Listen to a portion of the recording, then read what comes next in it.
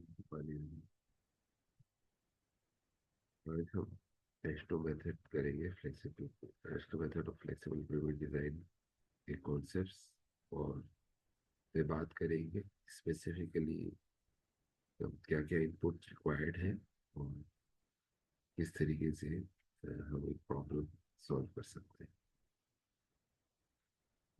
तो चलते हैं जी। अ, अगर हम बात करें कि क्या क्या स्टेप्स हैं, तो सबसे पहले हमें ये 8 पैरामीटर्स हैं जो हम देखते हैं। हमें अगर हम पेमेंट डिजाइन करना चाहें तो हमें पेमेंट परफॉर्मेंस की इनपुट्स चाहिए, रोड मैप सोइल का चाहिए, रिलायबिलिटी है, स्टैंडर्ड डेविएशन है, ट्रैफिक है, मटेरियल प्रॉपर्टीज है, ड्रेनेज और फिर उसके इन सब की बुनियाद पे फिर आपकी थिकनेस कैलकुलेशन है। ये पेमेंट डिजाइन हमें क्यों करना है आप जानते हैं।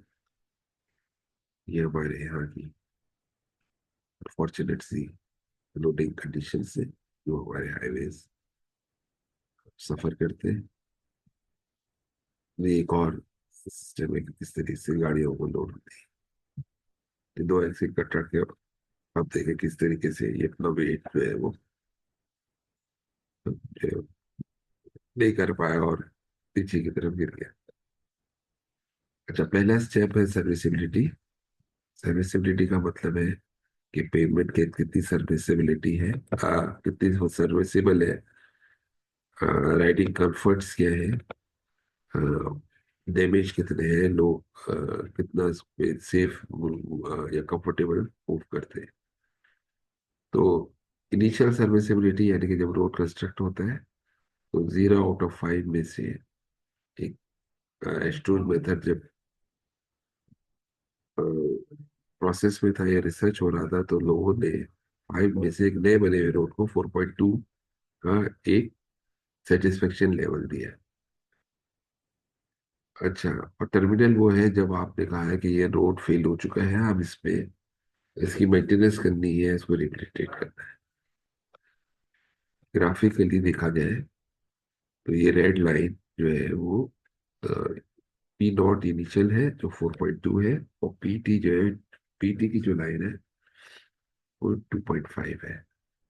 तो होगा क्या कि जैसे जैसे वक्त गुजरता जाएगा ये जो है वो कर्व नीचे आता जाएगा, रोड की डेटेरेशन होती रहेगी और आखिर में एक टर्मिनल लेवल हो जाएगा जो 2.5 भी हो सकता है, ये 3.0 हो सकता है। तो कुछ अर्से के बाद ये जो है रोड आपको सर्विसेबल नहीं रहेगा और आपको उसकी मेंटेनेंस डिजाइड होगी। अच्छा, इसमें आप ये भी देख सकते हैं, ये कर्व जो है वो एक स्ट्रेट लाइन भी कर्व हो सकता था, लेकिन क्योंकि ये फैक्टर्स, बहुत सारे फैक्टर्स हैं जो कंट्रीब्यूट करते हैं, ट्रैफिक है, एनवायरमेंट कंडीशन है और मटेरियल प्रॉपर्टीज है, जो वो ये 3 चीजें हैं जो आपका टर्मिनल सर्विसिबिलिटी को पहले भी ले सकती है। ये आपकी जो एनालिसिस पीरियड है जिसमें आपने किया था, ये एक्सपेक्टेड लाइफ थी, उससे ये पहले भी डिटेरियोरेट हो सकता है। तो ये हमने ये जो है वो फैक्टर लेना है कि चेंज इन सर्विसिबिलिटी इंडेक्स कितना होगा। जैसे कि आप देख सकते हैं कि रेटिंग थी 0 से 5 के दरमियान, 3 से फेयर, और जब 2 से 3 के दरमियान हो तो इवन दो फेयर होता है लेकिन वो बहुत ज्यादा काबिल नहीं होता। कुछ गाइडलाइंस एस्टूडी दी हुई है कि 2.5 आरटीजीएस के लिए ले लें, 2.25 कलेक्टर्स के लिए ले लें, रेजिडेंशियल के लिए आप 2 ले सकते हो, बिल्कुल फेलियर 1.5। सब ग्रेड स्ट्रेंथ जैसे कि हम पहले भी डिस्कस कर चुके हैं, इसको हम सीबीआर से लेते हैं या रेजिडेंट मॉडल से लेते हैं। सीबीआर की वैल्यू 0 से 20 होती है और रेजिडेंट मॉडल की वैल्यू जो है वो 3000 से 40,000 है। अब जो इनपुट है एस्टो मेथड का जो इस वक्त हम इस्तेमाल कर रहे हैं, उसमें एमआर की वैल्यू हमें ज़रूरत होती है या मेजर कर लें, या आप इसको कोरिलेशन, ये वो मेथड है जो हमने पिछली दफ़ा भी डिस्कस किए हुए हैं कि किस तरह इसको टेस्ट किया जाता है। और अगर आपके पास वैल्यू नहीं है CBR तो बड़ा आसान सा टेस्ट है, उससे करके फिर आप ये रिलेशन है, ये H2 2002 का रिलेशन है, जो हम इस्तेमाल कर सकते हैं, हर किस्म की सॉइल के लिए मौजूद है। तो अगर आपके पास सोक CBR की वैल्यू है, देखिए हमेशा सॉइल हमेशा सोक CBR कंडीशन लेते हैं, तो इसमें सोक CBR वैल्यू को ले ले, उसका परसेंटेज डालें। ठीक है। अच्छा, अब अगर हम देखें सबरेट के लिए कौन सी वैल्यू है, तो 10 है तो बहुत अच्छा है, फिर 5 to 9 है, पुअर 3 to 5 है। ये 3 to 5 लिखा हुआ है, आमतौर पे लोग 5 जो है उससे नीचे सॉइल फ्लेक्सिबल पेमेंट डिजाइन नहीं करते, या उसको इम्प्रूवमेंट करते हैं, या फिर रिजेक्ट पेमेंट में ले जाते हैं। तो आमतौर पे जो क्लेई सॉइल है या ऑर्गेनिक सॉइल है, ये 3 to 5 की कैटेगरी में आती है। तीसरी चीज रिलायबिलिटी है। रिलायबिलिटी का मतलब है कि एक प्रोबेबिलिटी है कि जो आपने डिजाइन लाइफ इसको दी है, या 10 साल के लिए डिजाइन किया है या 15 साल के लिए डिजाइन किया है, तो क्या आपकी पेमेंट जो है वो रेजिस्ट कर जाएगी, या आप ये कहते हैं कि आपका क्या कॉन्फिडेंस इंटरवल है। जो लोग पढ़ते हैं, आप स्टैटिस्टिक्स पढ़े, तो ये आपका जो बेल शेप का आमतौर पे फॉलो होता है, और इस बेल शेप से हम जो है वो रिलायबिलिटी स्टैंडर्ड डेविएशन वैल्यूज लेते हैं। कितना डेविएशन? 5% भी हो सकता है, 10% भी हो सकता है।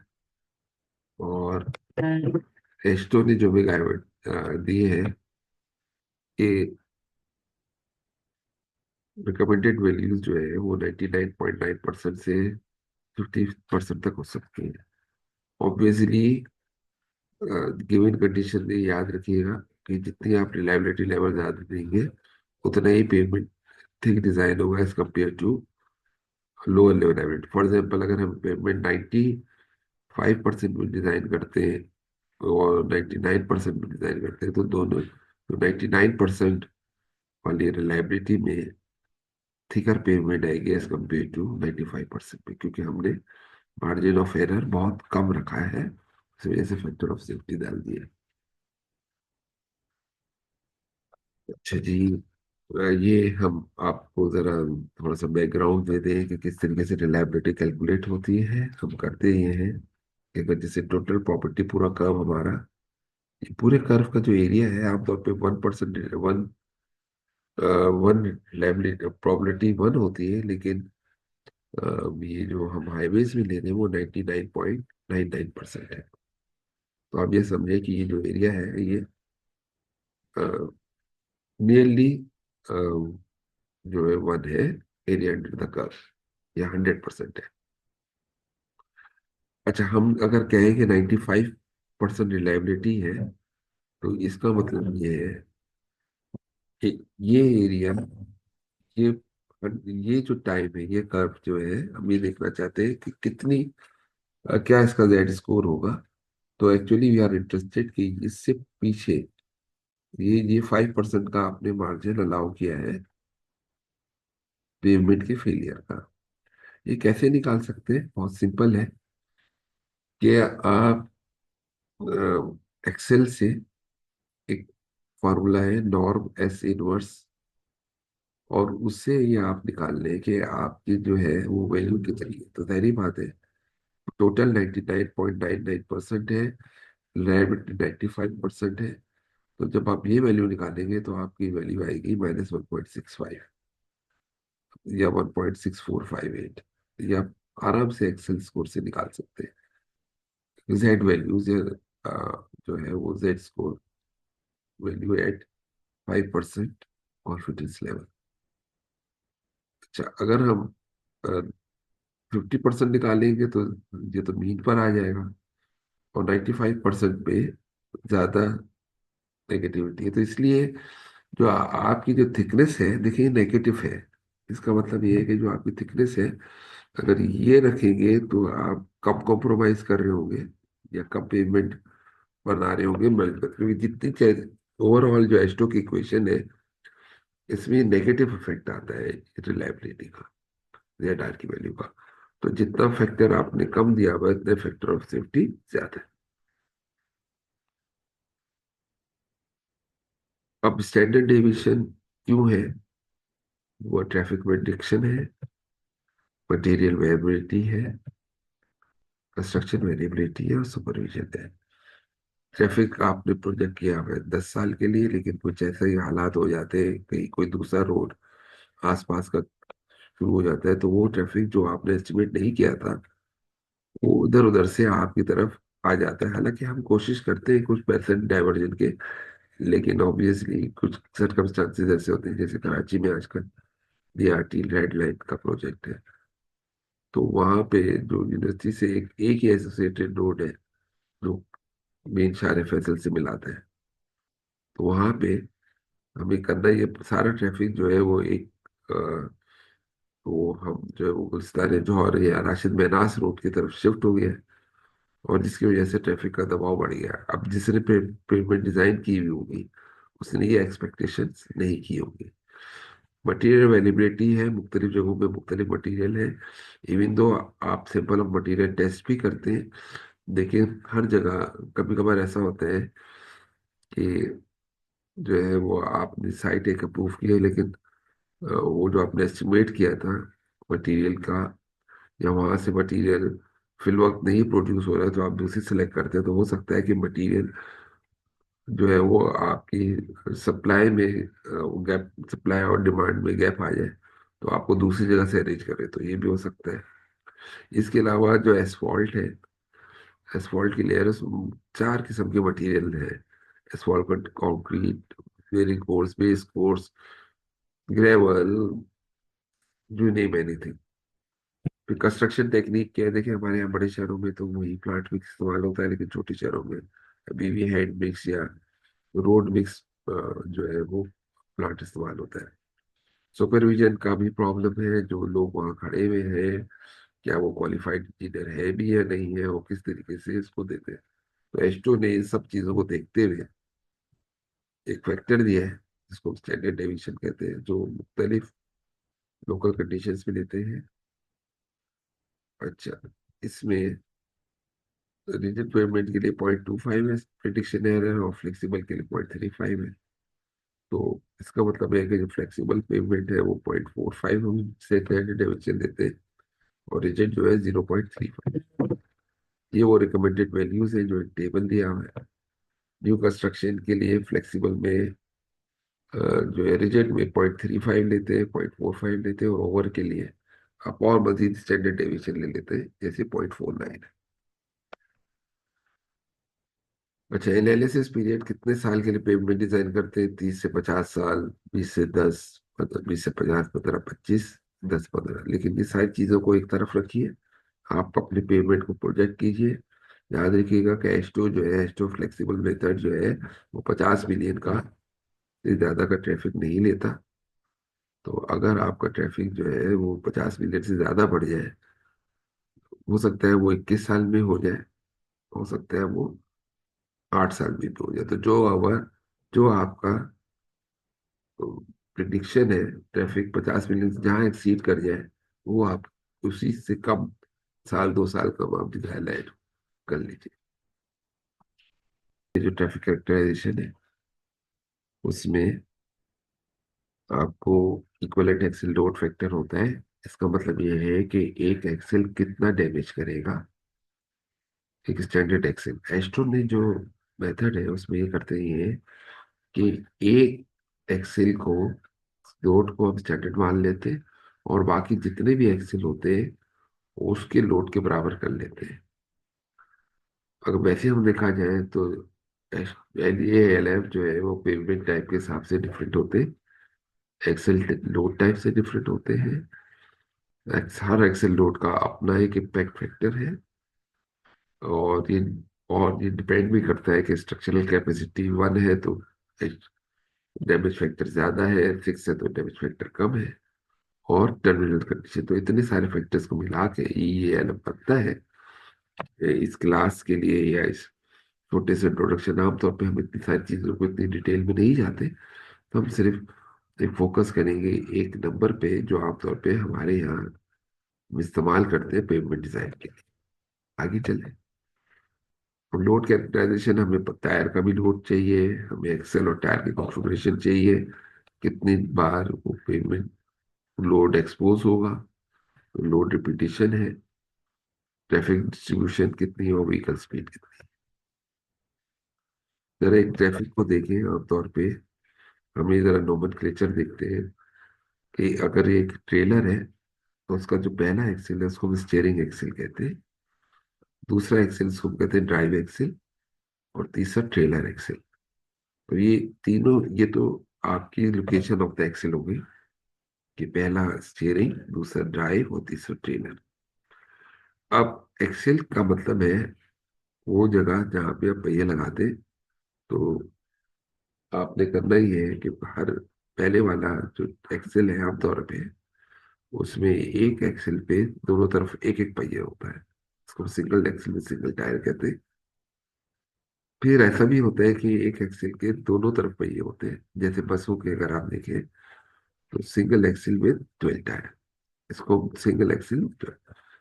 अच्छा, जैसे कि आप एक्सेल 2 और 3 देख सकते हैं, ये टेंडम एक्सेल है। इसका मतलब है कि दो एक्सेल एक साथ लगे हुए हैं और हर एक्सेल पे सिंगल टायर भी होता है, लेकिन आप हर एक्सेल में टायर। ये तो मैंने बड़ा आपको सादे से बताए हैं। ट्रिपल एक्सेल भी साथ होते हैं, उसमें दो दो टायर होते हैं। और आजकल जो है जो है वो छः छः एक्सेल भी एक साथ है। बहरहाल इतना हम इस एग्जाम्पल पे जो है वो बहुत ज्यादा नहीं जाएंगे, एक दफा कॉन्सेप्ट ले लें तो उससे फिर ये हमें पता होता है कि क्या है।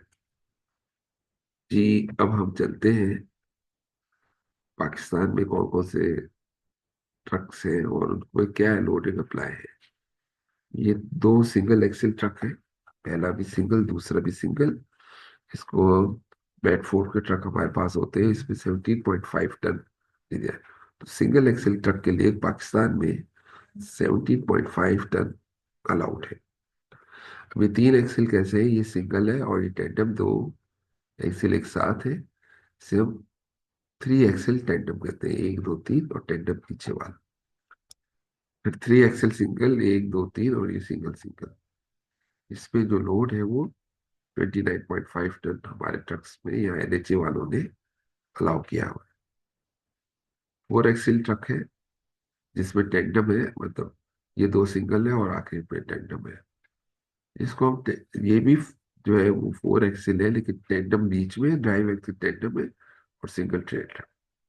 ये सारे सिंगल एक्सिल है। ये ज्यादा आमतौर पे हमारे पास एनएलसी के जो ट्रायल्स है उसमें ये जो ट्रेलर वाली साइट है, आमतौर पे ये पिन नहीं की हुई, बल्कि इसको भी आपने टायर से सपोर्ट किया हुआ है। ये 5 एक्सिल है। कैसे 5 एक्सिल? 1 2 3 4 5, ये ट्राइडम है, इसको हम ट्राइडम सिंगल कहते हैं। ये ये भी 5 एक्सिल है, ये टेंडम और टेंडम है। फिर आपके पास 5 एक्सिल का एक और तरीका है कि 1 2 3 4 5। तो यहाँ जो ट्रेलर है दूसरा, वो जो है वो पिन के अलावा व्हील भी से सपोर्टेड है। ठीक है। अच्छा, फिर 6 एक्सेल है और इस तरीके से मुख्तलिफ आपके पास लोड। तो मैक्सिमम जो टनेज अलाउड है हमारे यहाँ वो 65.5 टन से।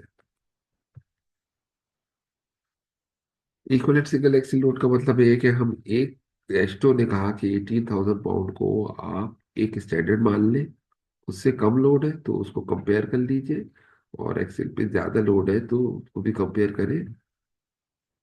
तो चाहे वो सिंगल हो, चाहे टेंडम हो, ट्राइडम हो, चाहे 5 एक्सेल हो, चाहे 6 एक्सेल है, सबको हम सिंगल एक्सेल में कन्वर्ट करते हैं। या जो माने कि जो यूनिट है एस्टो मेथड में ईसल्स का, वो ये है।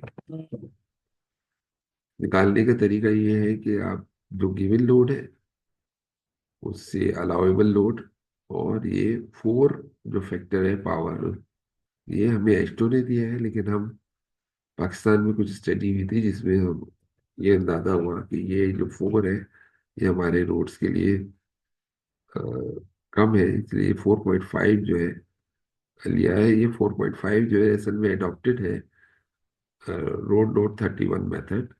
जो ब्रिटिश में है। तो ये वो 4.5 फैक्टर हमने लिया है। इसे हम आमतौर पर रोड नोट मेथड भी कहते हैं। ये हमने बता दिया कि इक्विवेलेंट सिंगल है, टेंडम, ट्राइडम है, टर्मिनल सर्विसिबिलिटी है और overall strength of the payment है। अच्छा, अगर आपके पास गिवन लोड है, सिंगल एक्सेल है, तो उसको 18,000 पाउंड से डिवाइड करेंगे। पावर 4.5, ये रिलेटिव डैमेज फैक्टर है। अब अगर टेंडम से सिंगल में करना है तो पहले स्टैंडर्ड सिंगल एक्सेल लोड जो है वो 32,000 पाउंड है, जो गिवन लोड होगा एक्सेल पे। 4.5 से करेंगे और ये 0.857 टेंडम को सिंगल में चेंज करता है।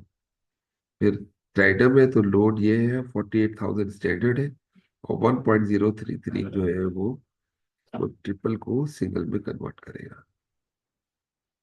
आमतौर पे जब लोड इक्विवेलेंस फैक्टर निकालते हैं तो देखते हैं कि कार का और डिलीवरी ट्रक्स का बहुत कम है। तो इसलिए हम जो है कार्स के इनसिग्निफिकेंट फैक्टर लेके छोड़ देते हैं, और वो पेमेंट उन पेमेंट में वो डिजाइन में जब व्हीकल कंसिडर करते हैं तो वो व्हीकल्स लेते हैं जिनके कम से कम 6 टायर हो। 4 टायर वाला व्हीकल लेना हो सकता है बड़ा भी नजर आए, और शायद वो लोड भी कैरी करता हो, जैसे हमारे यहाँ सुजुकी है। लेकिन हम उसको, उसका जो डैमेज है उसको न होने के बराबर कंसिडर करते हैं। 6 या 6 से ज्यादा व्हील वाली गाड़ी को हम अपने पेमेंट एनालिसिस में लेते हैं। अच्छा, ये हमारे यहाँ स्टडी भी, जिसमें ये देखा गया कि जो 2 एक्सेल का ट्रक है उसके फ्रंट पे कितना लोड होता है और उस पे रेयर पे कितना होता है, 31% और 69%। अगर 3 सिंगल है तो 21, बीच वाले पे 40 और रेयर वाले पे 39। आमतौर जो चेजिस वेट है वो 7 है, 12 है, 11 है, 17, 23, 23।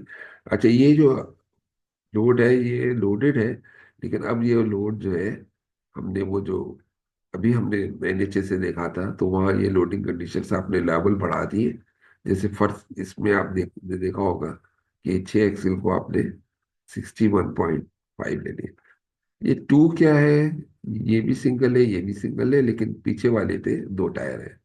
ये भी सिंगल है, ये भी सिंगल है, ये सिंगल है, और पहले वाले पे एक एक टायर दो तरफ है, दूसरे में दो दो। ये टेंडम है, 2 to 7 का मतलब ये टेंडम है। इसमें हर उस पे टेंडम के पीछे साथ जो है वो दो दो पहिए लगे हुए हैं, और ये सिंगल है। इस तरीके से ये सिंगल है, ये भी सिंगल है, और ये टेंडम है। ये सिंगल, टेंडम, टेंडम, और ये।